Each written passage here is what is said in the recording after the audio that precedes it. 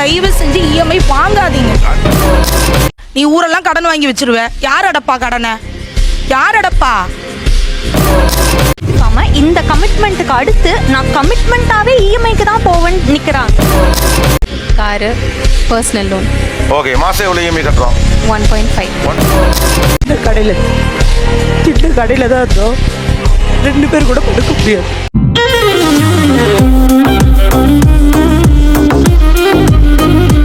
EMI இல்லாமல் வாழ்க்கையை அமைத்துக் கொள்ள வேண்டும் என்கிற பாயிண்ட் ஆஃப் வியூ முன்வைக்கக்கூடியவர்கள். இன்னொன்று, இஎம்ஐ என்பது தவிர்க்க முடியாது நிற்கக்கூடிய காலகட்டத்தில் சொல்லக்கூடியவங்க அப்படின்னு 2 தரப்புல இருக்கு. இஎம்ஐ தவிர்க்க முடியாது. எதெல்லாம் நீங்க இஎம்ஐ வச்சிருக்கீங்க? Good question. வீடு, காரு, பர்சனல் லோன். ஓகே, மாசம் எவ்வளோ இஎம்ஐ கட்டுறோம்? 1.5. வீடு, காரு. வீடு, கார். உங்க சம்பாத்தியத்தில் இது எத்தனை பர்சன்டேஜ்? 50 to 60%. இப்போதைக்கு வீடு லோன் இருக்கு 1.5 கிட்ட கட்டி. 1.5. அண்ட் இஎம்ஐ, பைக் இஎம்ஐ, இருக்கிற எல்லா இஎம்ஐயும் எடுத்தாச்சு sir. Mobile EMI, laptop EMI. போதும் லிஸ்ட் பெருசா போய்கிட்டு இருக்கு. ஒரு ஹெட்ஃபோன் ஒன்று ஆஃபீஸ் யூஸ்க்கா 6000 rupees. 6000 ஐட்டம்லாம் என்னத்துக்கு போய் இஎம்ஐல வாங்குறீங்க? இதெல்லாம் சின்ன ஐட்டம் தானே. என்னால் அந்த டைமில் அதை அஃபோர்ட் பண்ண முடியல, அதனால இஎம்ஐ தான். சகல நிலைமை நினைச்சு ரொம்ப பரிதமா இருப்பா. எங்க ஃபேமிலியில வாங்கினது. இப்போ கரண்டா அவன், போனு, லேப்டாப், ஹோம் லோன். எவ்ரிபாடி. எனக்கு பர்சனலா இன்கம் இல்லை சார், நான் ஸ்டூடெண்ட் தான். என்னடி சொல்ற? எங்க அண்ணன் ஒரு ஹேர் சீரம் 800, அதுவுமே 3 months இஎம்ஐல வாங்கினா. ஹேர் சீரம்னா அந்த தலைக்கு என்ன மாதிரி இருக்கு அந்த ஐட்டம் தானே. அது 800 ரூபாய்க்குமா இஎம்ஐ எல்லாம் இருக்கு. இப்போ 800 ரூபாய் எப்படி இஎம்ஐயா பிரிச்சு கட்டுறது? அந்த பிராண்ட் எல்லாம் கொடுக்குறாங்க 3 months கட்டுற மாதிரி. என்ன எழவியாது? 3 months இஎம்ஐ. மாசம் எவ்வளவு கட்டணும்? 300 சம்திங் கட்டணும். அந்த மாதிரி 800 ஐட்டம் 900 ரூபாய்க்கு 100 ரூபா கூட போகும். என்னடி இது? ஸ்கூல் ஃபீஸ் தான் இஎம்ஐல கட்டலாம். பாட்டி கட்டிட்டு அது இஎம்ஐயாக கன் பண்ணிட்டு மாதம் இது பண்ணிக்கலாம். 2 பசங்க கிரெடிட் கார்டில் போட்டு கட்டிட்டு. ஓகே. வீடு கட்டியிருக்கேன். ஃபஸ்ட்டு கூரை வீடாக இருந்தது. வீடு எங்களுது பழைசு வீட்டில் ஃபயர் ஆயிடுச்சு. பக்கத்தில் ஒரு சின்ன கடையில் தான் இருந்தோம். ரொம்ப வீடு இல்லாத நிலைமை.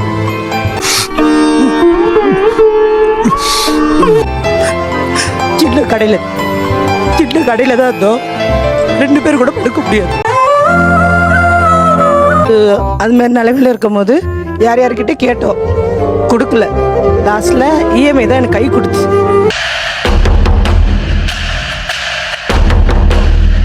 என்னோட சம்பளம் 17,000. இப்போ ஒரு 1000 ரூபாய் எக்ஸ்ட்ரா ஆயிடுச்சு. லோன் வாங்கி தான் அதை கட்டிட்டீங்களே, திரும்பிய 10,000 ரூபாய் கூட வாங்கினீங்க. அங்க கொடுப்பாங்க சார். ரொம்ப கஷ்டம் ப்ரோ, ரொம்ப கஷ்டம் ப்ரோ. வேற என்னென்ன சூழ்நிலையில் கூட நீங்க இஎம்ஐக்கு போகவில்லை? ஃபர்ஸ்ட் நான் ரெண்டல் ஹவுஸ்ல தான் இருந்தேன். நிறைய ஸ்ட்ரகிள்ஸ். யாரும் வீட்டுக்கு நிறைய கெஸ்ட் வரக்கூடாது, தண்ணி விட மாட்டாங்க, இந்த மாதிரி நிறைய காம்ப்ளிகேட் வந்தது. என் ஹஸ்பண்ட் என்ன சொன்னாங்கன்னா, நம்ம ஒரு இஎம்ஐ போட்டு நமக்குன்னு ஒரு சொந்தமா நம்ம ஒரு வீடு வாங்கிக்கலாம் அப்படின்னு சொல்லி அவர் ஒரு வீடு வாங்க. நல்லா தானே சொல்லிருக்கான். அது என்ன பண்ணிட்டாருன்னா, ஆபீஸ்ல ரொம்ப ஸ்ட்ரகிள்ஸ், அந்த ஒர்க் ப்ரெஷர்னால அவர் ஜாபை ரிசைன் பண்ணிட்டாரு. இதுக்கேப்பா நீ இத்தனை தடவை திரும்புற? நைட்டு தூங்க மாட்டாரு. 3 மாசம் வேலைக்கு போகாம நான் திடீர்னு பார்ப்பேன். திடீர்னு எஞ்சி பார்த்தா அவர் ஆள் இருக்க மாட்டாரு. என்ன இது யோசிக்கிறாரு அப்படின்னு பார்த்தா உட்காந்து யோசிச்சுட்டே இருப்பாரு. இந்த சேனலுக்கு எதா இருந்தாலும் அது கொஞ்சம் ஆதரவு கொடுங்க. உங்க பொண்ணான கையை அந்த பெல்ல தட்டிடுங்க. வீட்டுக்கு பார்க்கணும், லோன் கட்டணும், பசங்களுக்கு ஸ்கூல் ஃபீஸ் கட்டணும், உனக்கு உடம்பு சரியில்லையா அதை பார்க்கணும், நான் என்ன பண்றதுன்னு தெரியல அப்படின்னு ஃபுல் பிளாங்க் ஆயிட்டாரு.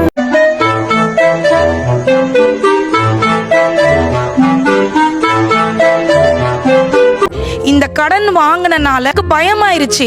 ஒவ்வொன்றுக்கும் வீட்டுக்கு இஎம்ஐ, ஸ்கூல் ஃபீஸ் இஎம்ஐ, ஒன்னு கடன் வாங்கினால இப்ப கடைசியில என்னாச்சு, அவரோட நிலைமையே எனக்கு கொஸ்டின் மார்க்ல நின்றுச்சு. அத வேற ஞாபகப்படுத்திட்டீங்க. நெஞ்சமெல்லாம் பொண்ணா இருக்கு தம்பி, மறக்க முடியல. சொல்லுங்க. ஃபோன் வாங்கக்கூடாது, எல்லாரும் இஎம்ஐல வாங்குறாங்க அப்படிங்கிற மாதிரியான ஒரு நோஷன் இருந்துச்சு. எப்படி சொல்றீங்க? அவங்க என்ன சொன்னாங்கன்னா, உனக்கு ப்ரியாரிட்டி இல்லாத ஒரு விஷயத்துக்காகவே நீ கடன் வாங்கி பழகிட்டனா பெரிய ஒரு விஷயம் வரும்போது யோசிக்காம ஒரு என்டைட்டில்மெண்ட் இல்லாம அந்த இதுக்கு நீ போயிடுவ. லோன் வாங்குறது எப்பயுமே ஒரு கஷ்டமா உனக்கு தெரியாது. எப்படி யாருக்கிட்ட எங்க கிட்டயா சண்டை முன்ன பின்ன இருந்தாலும் சவுண்ட் ஜாஸ்தியா இருக்கும்டா. அதனால நான் வேற யாருக்கு கேட்டாலுமே நான் என்ன சொல்வேன்னா, தயவு செஞ்சு இஎம்ஐ வாங்காதீங்க.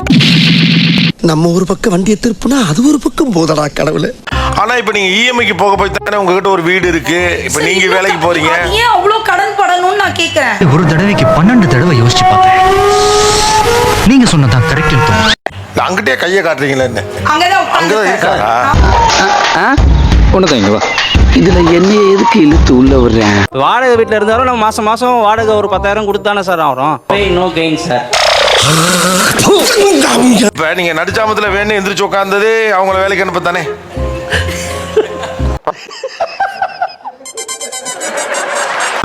கண்டு விட்டாளையா, சூச்சமத்தை கண்டு விட்டாளே. ஆமாம் சார். அப்புறம் என்ன, ரைட்டு தானே? அவன் யாரா உள்ள கை தட்டினவன்? இல்ல இப்ப அவர் சொல்றாருல திடீர்னு இந்த மாதிரி ஆயிடுச்சுன்னு.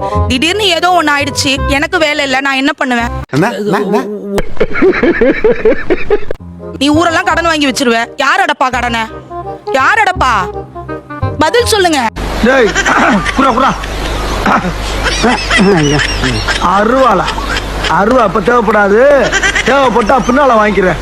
இது அப்படி என்னால ஸ்ட்ராங்கா என் குடும்பத்தை ரன் பண்ண முடியும் அப்படின்னு அவர் ஓபன் ஸ்டேட்மெண்ட் கொடுக்க சொல்லுங்க. நான் நாளைக்கே என் வேலையை ரிசைன் பண்ணிடுறேன். அதை விட வரேன்னா ஒண்ணு எனக்கு அதுக்காக தான் காத்து நிக்கிறேன். எனக்குன்னு ஒரு ட்ரீம் இருந்துச்சு. சரி நான் தான் கேட்டேன், டிவி வாங்கணும், 55 இன்ச்சஸ்ல தான் வாங்கணும். அவர் பிராண்ட் மாத்திட்டே இருந்தாரு. அது ஒரு எனக்கு ஒண்ணு புரியல. உங்களுக்குன்னு இருந்தா அது ட்ரீம், அவர் வாங்கினா அது செலவா? என்னடா இது? என்னம்மா இது?